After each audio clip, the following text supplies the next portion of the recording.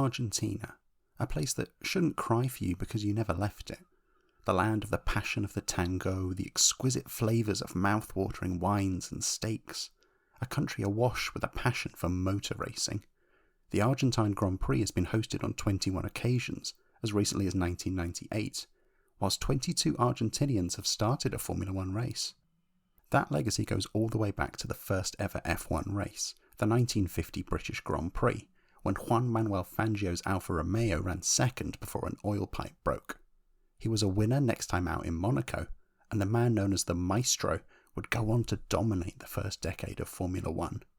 Of the 51 races he started, Fangio would win 24 of them, a whopping 47%. For comparison's sake, by the end of 2021, Lewis Hamilton's win ratio was at 35%. The Maestro scooped up 5 world titles between 1951 and 1957, and it would take until Michael Schumacher won his 6th title in 2003 for that record to be surpassed. Hamilton has cited him as the godfather of our sport, whilst even Schumacher admitted that Fangio was on a much higher level to himself. Racing at the same time was a man known as the Pampas Bull and El Cabezon, which, for the non-Spanish speaking of you, translates to, and I'm not joking, fathead.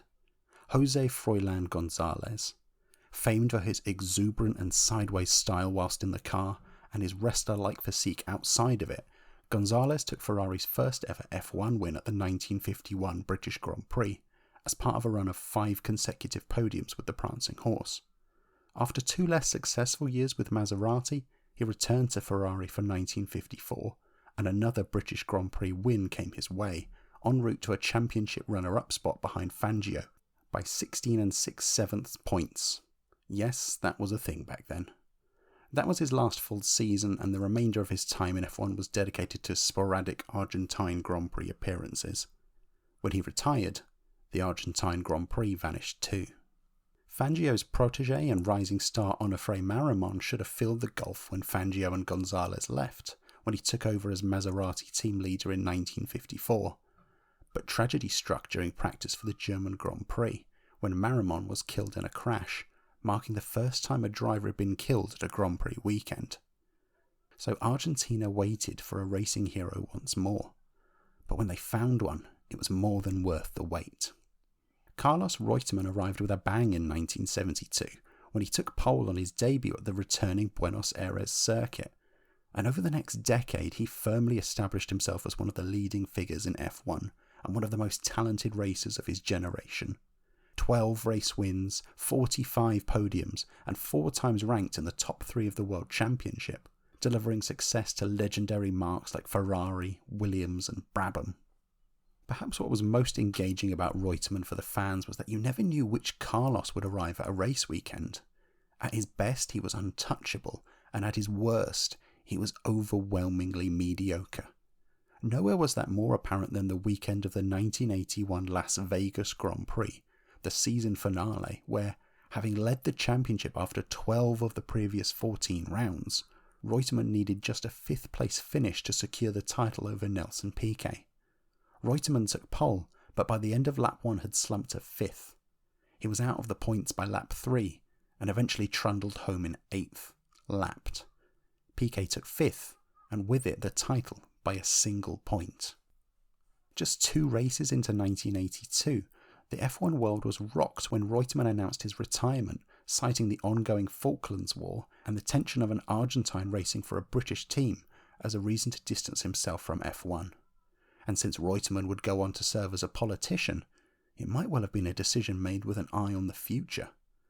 Williams' Patrick Head disagreed and believed Reutemann had retired because his heart wasn't in it anymore.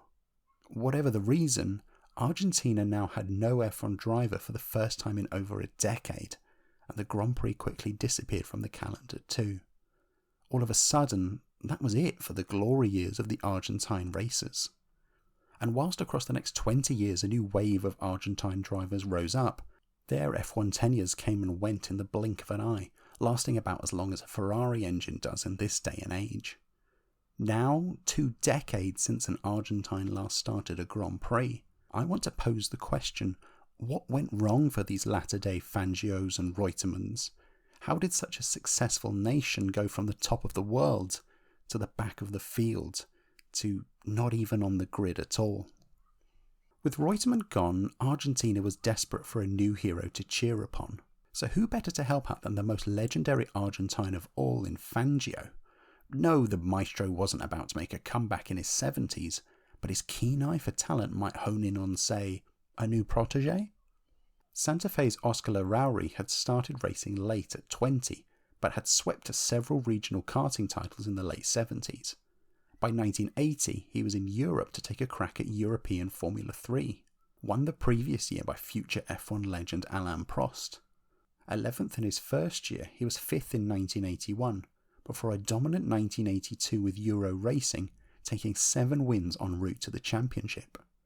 Seemingly, here was a ready-made new Argentine superstar, a junior series champion with the added bonus of a 5-time world champion in his corner. F1 was surely a question of when and not if, and in 1983 the first dominoes were laid up, as Fangio helped secure a testing contract with a little-known Italian team called Ferrari, dovetailed alongside an F2 campaign. But 1 year can make or break your F1 aspirations, and, spoiler alert, it was the latter option for Oscar. His F2 season was pointless in every possible way, and the Ferrari test job failed to open any doors. In just 1 year, Oscar had gone from a full house to a busted flush, and he hastily retreated to the world of sports cars with Brune Motorsport, where, to his credit, he carved his niche for the next few years, frequently found at the sharp end of the grid, including a runner-up spot at the 1986 Le Mans 24 Hours. When 1988 rolled around, Walter Brune of Brune Motorsport was getting together with Paolo Pavanello's Euro Racing team to enter F1 as Eurobrune. 1987 Formula 3000 champion Stefano Modena was picked for the team, whilst Larrauri's long-term connections to Brune and F3 successes with Pavanello earmarked him for that second seat. F1 it was, but anyone expecting a Reutemann or Fangio-like debut from the newest Argentine needed to get their expectations in check. For a start, Larrauri would be making his debut at the grand age of 34, 10 years Modena's senior, and with no single-seater experience for 4 years. Add to that a rapid young teammate who was already being discussed as a future world champion, and a very basic and underpowered car beneath him, and Oscar would need to start chatting with Tom Cruise about this mission impossible. After 8 races, it wasn't looking pretty.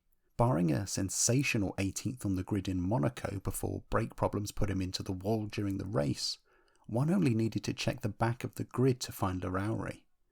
Twice he had failed to qualify, and whilst Modena was impressing with his efforts, Oscar was quickly gaining a reputation as somewhat of a mobile chicane, and not the dashingly handsome kind. Eurobrune were fully prepared to drop him and bring in the experienced Christian Danner, only for the gangly German to be unable to fit into the car.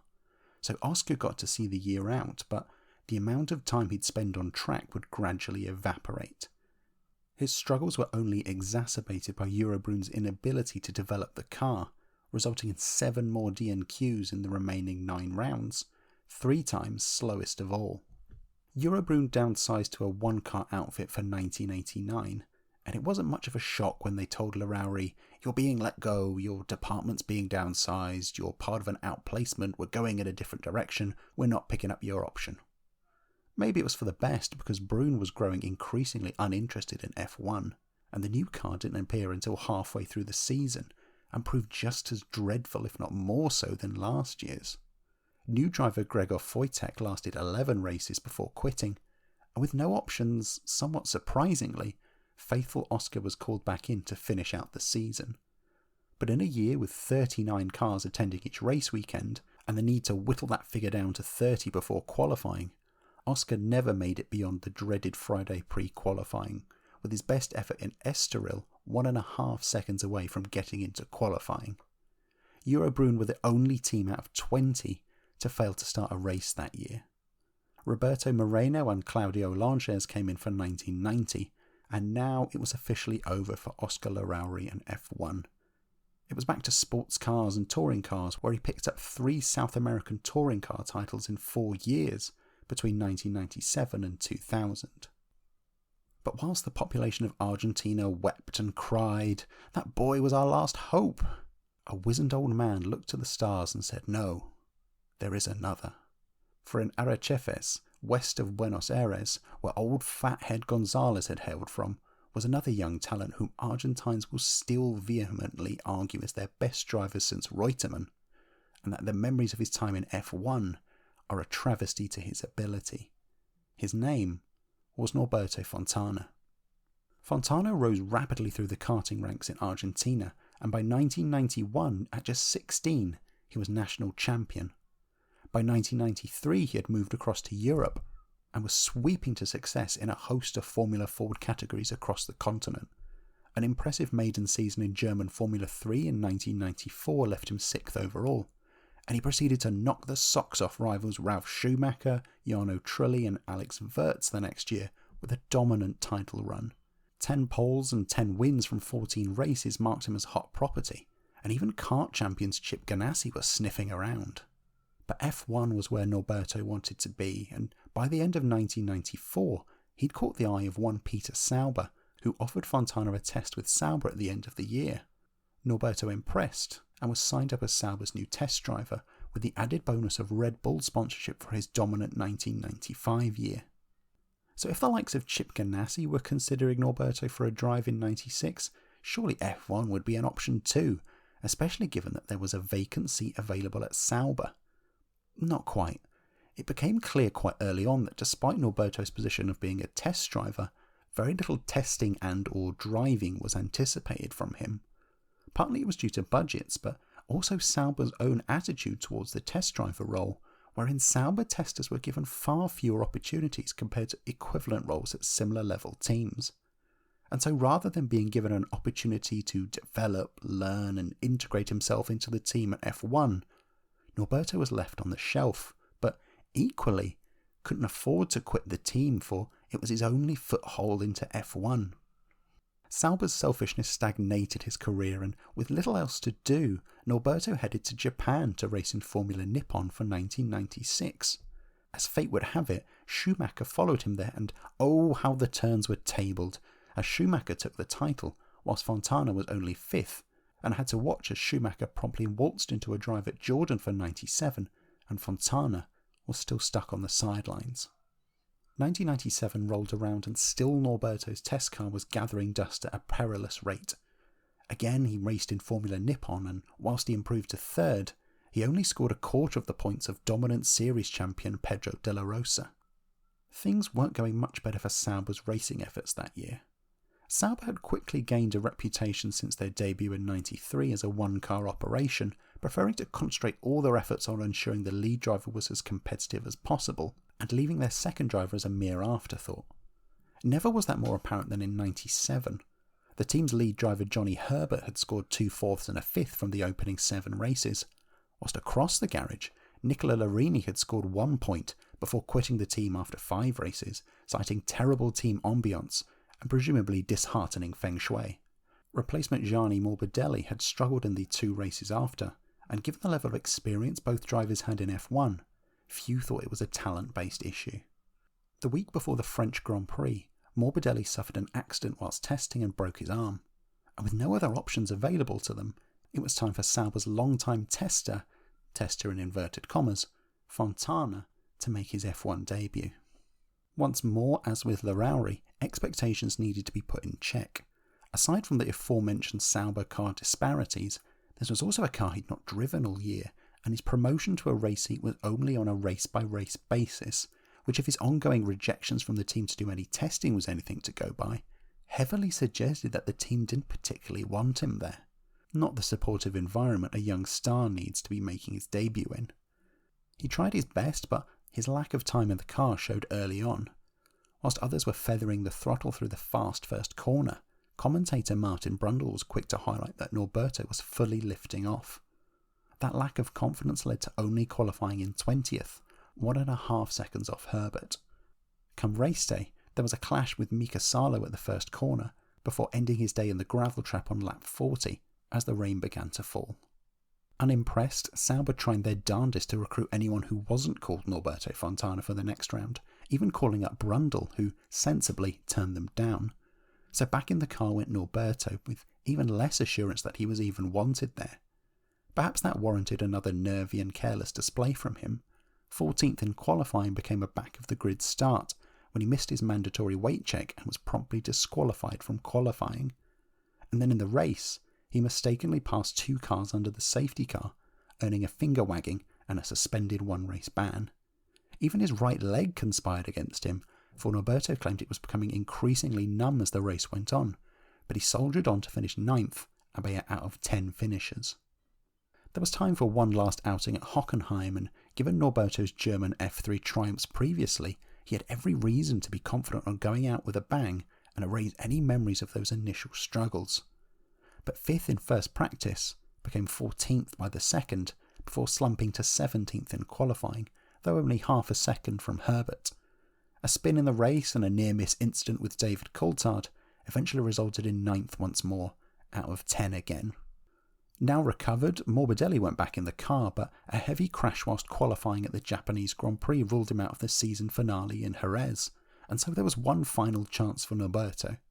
Again, it was an eventful affair, speeding in the pit lane en route to qualifying 18th, and then, during the race, holding up Jacques Villeneuve, who was trying to close in on Michael Schumacher in their title showdown, which prompted Villeneuve and collectors of tinfoil hats everywhere to point out the correlation of Schumacher's Ferrari and the Ferrari engine in Fontana's Sauber.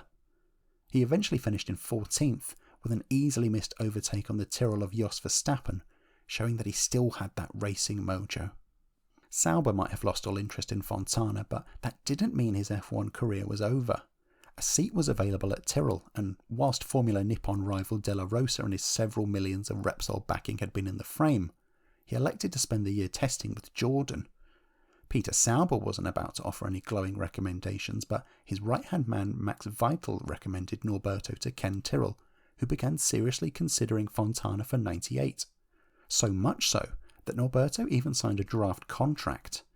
Unfortunately though, whilst the garage doors still had Tyrrell emblazoned above them, Ken was no longer the sole decision-maker at his own team. British American Racing had begun the process of buying out the team, and they much preferred Ricardo Rosset for the drive. Rosset had achieved about as much as Fontana had in their fledgling careers thus far, in other words, diddly squit, but with a much, much larger bundle of money, which BAR crunched the numbers on and came up with the solution that Rosset was equal to or greater than Fontana. The day before Fontana was due to sign the final contract, BAR faxed Tyrrell to veto that agreement and signed Rosset instead. Famously, it was that vetoed move that prompted Ken Tyrrell to walk away from his own team in their final season. Fontana might have missed out on a seat on the 1998 grid, but thankfully for Argentina, a new young gun had entered the fray, seemingly to an audience of owls, for his arrival was met mostly to a chorus of "Who?" To call new Minardi driver Esteban Tuero relatively unknown would be like saying Mercedes had a minor porpoising issue. Few have rocketed through the junior series like Esteban did. From kart racing at 7, he was given special dispensation from the Argentinian motorsport body to race in Argentinian Formula Renault at just 15 in 1993. The next year he was national Formula Honda champion, and the year after that it was off to Europe, where he wrapped up the Italian Formula 2000 title. By the end of the year he'd ran some Italian Formula 3 races, scoring a podium. The sensible choice would have been a proper tilt at that title in 96, but after just 4 races, his non-stop junior series train took him to Formula 3000. It was a disappointing venture, never finishing higher than 10th, whilst teammate Ricardo Zonta won 2 races. But Tuero was still climbing, and by the year's end, he'd had his first test in an F1 car at Misano.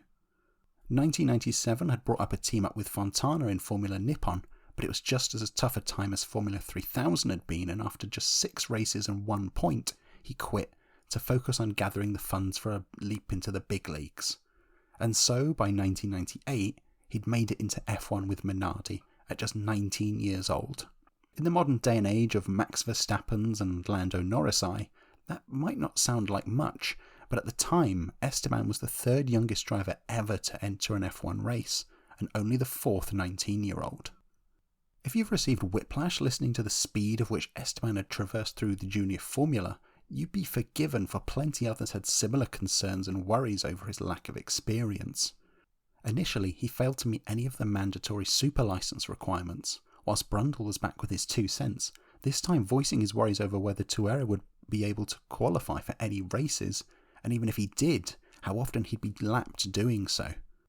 But Martin's mouth was promptly closed up by a big old slice of humble pie when Tuero not only qualified for his debut in Australia, but he was a fantastic 17th out of 22 cars. His race only lasted 22 laps before his engine failed, but he'd made his statement to the doubters. That was as high as he'd qualify all year, and the remainder of it was spent on the back 2 rows, though this was more down to the underpowered nature of the Minardis and their equally slow neighbours Tyrrell hogging those spots all year long. And to Esteban's credit, despite Brundle's fears, he never failed to qualify for a race, unlike others that year: hack, cough, wheeze, Ricardo Rosset, splutter, choke, and only 3 times was he slowest of all. He could clearly hack it on a Saturday, but Sundays were where he seemed to struggle, and his season was plagued with both driver errors and mechanical gremlins, and only on 4 occasions from 16 races did Esteban see the checkered flag. He never looked totally out of his depth, but naturally his inexperience showed itself from time to time. A crash in Monaco and spins in Britain, Austria and Argentina, the latter the last time an Argentine would race in front of their home crowd before the circuit fell off the calendar. It was maybe appropriate then that the season ended with a crash, vaulting the Tyrrell of Taranasuke to Kaji after inadvertently stepping on the throttle rather than the preferred braking method of using the brakes. The heavy landing damaged several vertebrae in his neck, prompting a quiet off-season as he recuperated from his injuries. All in all, he hadn't disgraced himself in the manner that so many predicted he would before the season started. He'd kept learning and growing as a driver, and generally matched the pace of his more experienced teammate Shinji Nakano. Minardi were rightfully confident for the season ahead, anticipating more growth from their young gun in his sophomore year. But neither Minardi, nor in fact anyone but Esteban, had anticipated his next career move. In late January 1999, the day before Tuero's first test with the new car, Esteban promptly walked into a meeting with Minardi and announced to all the team personnel there that he would be retiring from F1 with immediate effect. The promising, if rough around the edges, Argentine was done with F1 after 1 season and just 20 years on the earth. You at home and everyone at the time wanted to know, but why? And the truth is, no one actually knows, because Esteban has never fully disclosed his reasons behind retirement, stating, "You can ask me 60 times and I won't tell you." Quite why no one has asked him 61 times is a mystery for another time. We can quickly delve into the theories. The first is perhaps the most obvious, that he never fully recovered from the neck injuries he sustained at the end of '98. That can be backed up by the fact he never raced single-seaters again, instead switching to touring cars where he'd become a national champion. The other often mooted theory was that Esteban was sick of travelling around the world and just wanted to go back home, which, having been on the road for so many years at such a young age, would have been perfectly understandable. Other factors out of his control may have been to blame as well. Supposedly there were a host of sponsorship dramas. One went bankrupt and another pulled out feeling they weren't getting value for money, whilst another majorly fell out with Giancarlo Minardi. And there was his issues with the Argentine media. Despite mostly racing towards the back, he was regularly hounded by the Argentine press, who were desperate to have an Argentine hero once more, but were equally willing to mock his performances and call him names on TV. It was a lot to handle for one so young. In the end, Ferrari test driver Luca Badoa was slotted into Tuero's seat for '99, but after a year he went back to the Prancing Horse, leaving a spot open at Minardi once more. Minardi's sponsors Telefonica wanted a Spanish-speaking South American for that seat, and for a long time it looked like Fontana would be making an F1 comeback, even testing with the team over the winter. But TV station Pan American Sports Network, or PSN, and their sponsorship money had other ideas, namely their driver, Gaston Mazzacane. F1 finally said goodbye to Fontana, who went back to Argentina via a brief stint in kart, wrapping up numerous national touring car and stock car titles. And Minardi and F1 said hello to Gaston Mazzacane, another surprising pick whose Junior Series CV was as underwhelming as a Subway sandwich. After 3 years of kart racing, he had raced Datsuns in Argentina in 1992, before jumping to South American Formula 3 and finishing second in the junior class. From there, he followed his fellow Argentine Tuero's route to Europe and won the 1994 Italian Formula 2000 title, before a middling year in Italian F3. Then 3 years in Formula 3000, which brought home a total of 2 measly points, whilst teammates Tom Christensen and Gonzalo Rodriguez were race winners at the same time. By 99, he'd moved on to the Sports Racing World Cup, but that same year, a paper product that rhymes with honey and begins with an M had got him into F1 as a test driver for Minardi. For a short time, he was linked to taking the seat vacated by Tuero, but not only was he passed over for that drive, but when Badoa injured himself before that year's Brazilian Grand Prix, Minardi chose to ignore the raised waving hand of their own test driver Mazzacane in favour of Prost tester Stefan Serrazan. But the lure of that PSN money was too enticing to ignore any longer, and so Gaston got the nod for 2000. And if one had to summarise Gaston's 2000 season, it would be, it was fine. For a man with such an average junior career in an underpowered back-of-the-grid car, with which he'd only managed 600 kilometres testing, expectations weren't high to begin with. Did he set the world alight with his ability? Absolutely not. But did he mostly keep the car on the road, finish races and successfully qualify for every single race? Indeed he did, which was more than could be said for future Minardi luminaries Tarso Marquez and Alex Young in 2001 and 2002 respectively. No more was his reliable nature more obvious than 2 of his standout performances that year. At the European Grand Prix in pouring conditions that caught out a number of more experienced colleagues, Gaston kept it on the black stuff to take a great 8th place, ahead of noted Raymaster Jean Alesi, though that may have said more about how terrible Alesi's Prost was. And then at the American Grand Prix, he gambled on staying on wet tyres as the track dried out early on, vaulting him into the dizzying heights of 3rd place, ahead of reigning world champion Mika Häkkinen. Despite the Grand Canyon-esque gulf in performance between the two cars, Mazzacane was able to hold off the McLaren for 3 whole laps before the inevitable happened and he gradually tumbled down the order. But that was all that could be said for Gaston, really. He was reliable, but he was missing the key ingredient in the recipe of a successful F1 driver: speed. He was comfortably second best compared to teammate Marc Genet, out-qualified by the Spaniard 14-3, never finishing ahead when both reached the checkered flag and only managing to qualify not last on 4 occasions. The critiques were harsh. Brundle was quoted as saying, "All Grand Prix drivers are good, but I suspect he's not great." Whilst Autosport followed up with a jarring, "Mazzacane doesn't even deserve a seat in F1, and he never will." Even Minardi's own Gustav Brunner could only muscle up the comment of, "His feedback is not too bad." So Gaston wasn't the second coming of Fangio, but an average F1 driver was better than no driver at all. Just ask modern-day Canadian fans. And thanks to the bulging wallets of sponsors PSN, his spot on the grid was seemingly set for the near future. It looked for a while that they'd buy a major stake in Minardi, only for the deal to fall through. Then Arrows were the ones making ooh-woo faces and asking whether PSN would like to invest with them, neatly ignoring the fact that they had Jos Verstappen and Pedro de la Rosa under contract for 2001. Despite that, Mazzacane did test for Arrows at a very rainy Silverstone, but it went nowhere. There was one more desperately cash-strapped outfit though, a certain Prost Grand Prix, who was still reeling from a disastrous 2000 season. Alain Prost's team had slumped to the bottom of the constructors behind even Minardi. That had prompted a mass exodus in sponsors, and Prost, desperate to recover some competitiveness, had paid an exorbitant amount to secure Ferrari engines for 2001.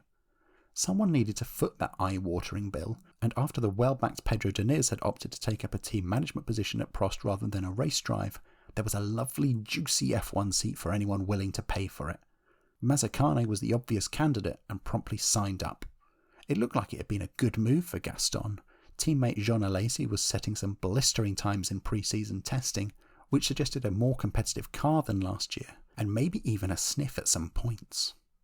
But those lap times were deceiving, and Alesi had only been doing low-fuel runs to try and attract some sponsors to the sinking Prost ship. Plus, before the season had even started, Prost was already unsure whether he wanted to keep Gaston on. He may have wanted his money, but he also wanted to maintain his reputation by having two competent drivers at his team, which prompted the inclusion of a performance clause in Mazzacane's contract. If Gaston was struggling, he'd be out on his ear. It was harsh, but seemingly fully justified. After 4 rounds, he'd qualified either 20th or 21st, been as close as a second behind Analyse, but as distant as over 2 seconds on occasion. 3 of those races had ended in retirement, albeit all mechanical, and the one high point had been surviving the early rainy mayhem of Malaysia to run ahead of both Ferraris at one point, eventually coming home in 12th. When Jaguar booted out Luciano Berti after the 4th race of the season, they offered him to Prost, and Alain wasted no time in giving Gaston the chop. It says a lot about a team that they would rather be closer to bankruptcy and not have you drive than the other way around. Prost would go bust before 2002, and it looked like Gaston might have the last laugh when the Phoenix Finance Consortium purchased the team's assets and attempted to enter the 2002 season with the 2001 Prost cars.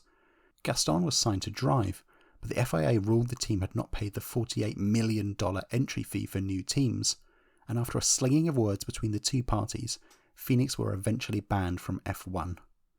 It was back to Argentina like so many others for Gaston, where he found that no one had as mediocre time as him, though he did pick up a truck car racing title in 2018. And that was the last we saw of Argentina in F1. Not that there haven't been some near misses in recent history. José María López, a Minardi and Renault test driver between 2004 and 2006, and middling GP2 driver in the same period, had moved to Argentine touring cars in 2007, scoring back-to-back titles in 08 and 09. So it was quite unexpected when he was announced as a driver for the new US F1 team. Touring cars is a competitive scene, but an F1 breeding ground it ain't. Quickly, it became apparent that López had secured the drive thanks to the assistance of one Carlos Reutemann, who helped put together a funding package of $8 million. But soon the US F1 project began to unravel quicker than a Haas race weekend, and López started to look elsewhere for a drive. On the 2nd of March, he was released from his contract to try and secure a seat at Campos, but was beaten there by Karun Chandhok. US F1 never made the grid, and that was it for López's F1 dream. Supposedly Esteban Gurrieri, a long-time dabbler in Formula 3 and Formula Renault without any huge success, had a priority contract to race for Virgin in 2011, provided he could raise $8 million for the seat. Since the Virgin lineup for 2011 was Timo Glock and Jerome D'Ambrosio, we can safely assume he didn't raise the money. Faccio Regalia looked like a promising shout in 2013, when he finished runner-up to future F1 driver Daniel Kvyat in GP3, but whilst Kvyat moved up to F1 for 2014, Regalia floundered in GP2, dropping out the series after only 8 races, with a best finish of 17th place. So to jump back to the beginning of this video, what went wrong for these latter-day Fangio wannabes? How did 48 Grand Prix for this next wave of talent result in no points, let alone any wins, and a yawning chasm since the last time an Argentine driver graced the F1 grid? Reflecting on these 4 tales, there seems to be a theme that weaves between the quartet, one of timing, and separate cases of too much too soon, and not enough too late. Let's tackle the too much too soon issue first of all, and the 2 drivers who fall into this category, Tuero and Mazzacane. Few have experienced as meteoric a rise into F1 like Esteban Tuero, bar perhaps the likes of Kimi Räikkönen or Max Verstappen. What separates their exploits and Esteban, however, was a proven track record. Verstappen and Räikkönen were race winners at junior levels, whilst Tuero was shunted from series to series each year, never given time to settle and hone his skills. It meant that when he did make it to F1, critics had already swarmed to declare this young 19-year-old was no good, had no hope, and behind the wheel of an uncompetitive car adjusting to yet another racing environment, he had little chance to prove them wrong. In many ways, it's of little surprise that he retreated from F1 as soon as he did, given how savagely the world chewed him up and spat him back out. Mazzacane's rise into F1 was less of a talent-based issue, and more one related to sponsors and how desperate such parties can be to get their man to the top, without stopping to reconsider the merits of doing so. Mazzacane's outing showed that F1 as a whole was the definition of too much for a man of his limited talents. Both their tales smack of a desperation to enter F1, which no doubt was pushed along by the Argentine media. So hungry were they for a new hero to worship back home, even the likes of Mazzacane, after trundling around to last place at a Grand Prix, would be hounded by journalists and TV crews. And such treatment was quite two-faced, given their savage roasting of Tuero just 2 years earlier. And on the flip side of that, you have two drivers who were given not enough of an opportunity later than that should have been awarded to them, Larrauri and Fontana. Amidst the anonymity of his F1 tenure, it can be easy to forget that Oscar Larrauri was handpicked by Fangio himself as a protégé, and after dominating European Formula 3, he was the only champion bar one other to fail to graduate to F1 the following year. Forced into a bit part F2 campaign, for which there seems to be more to than just the base facts suggest given his disappearance from the field after just 3 rounds, he was then catapulted into F1 arguably 10 years too late, where he was quickly outclassed by those in their prime and with more recent single-seater experience, in machinery that likewise was a class below the rest of the field. Fangio number 2 he might not have been, but given an opportunity whilst in his prime off the back of that F3 season, we might have seen a fairer reflection of his talents. And poor Norberto Fontana. How was he to have known how signing that Sauber testing contract could have undone all his racing efforts? Instead of being given the opportunity to enter F1 at his prime, he was forced to squander that momentum in an environment that seemingly never planned to nurture his talents. Left to waste away in yet another junior series with nothing to prove or gain, and losing any spotlight he might have had on him. And then to be thrown into a car that was second best to the one opposite the garage, a car he'd never sat in as an absolute last choice and been expected to perform.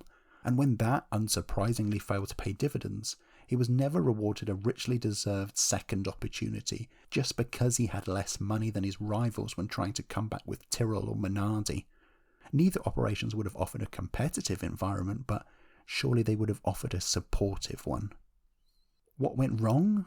In short, none of the quartet were given a fair chance. Those that won junior championships got into F1 too late and found it an unwelcoming and unsupportive place.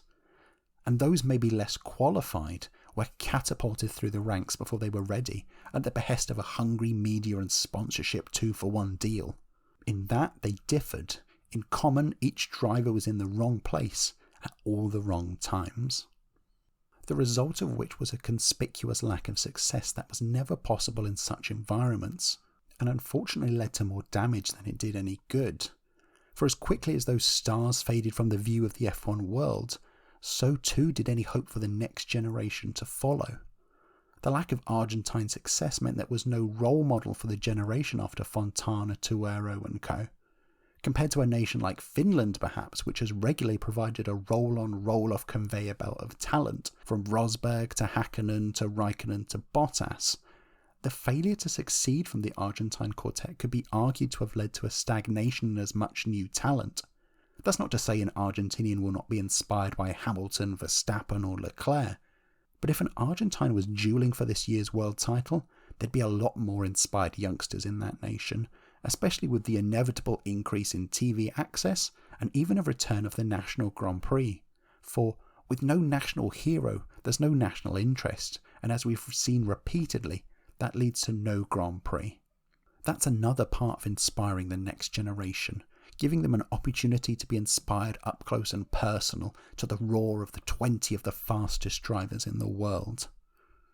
No one could have known when Gaston Mazzacane's Prost pulled over to the side of the road with an engine failure on lap 28 of the 2001 San Marino Grand Prix, that would be the last time we saw an Argentine F1 driver on our screens. Now, 20 years later, Argentina is still waiting for a new hero. And in 2022, a young man called Franco Colapinto made his debut in Formula 3, and promptly went on to stick his car on pole in his very first race in the category. Shades of a certain blast from the past, perhaps? Argentina can only hope.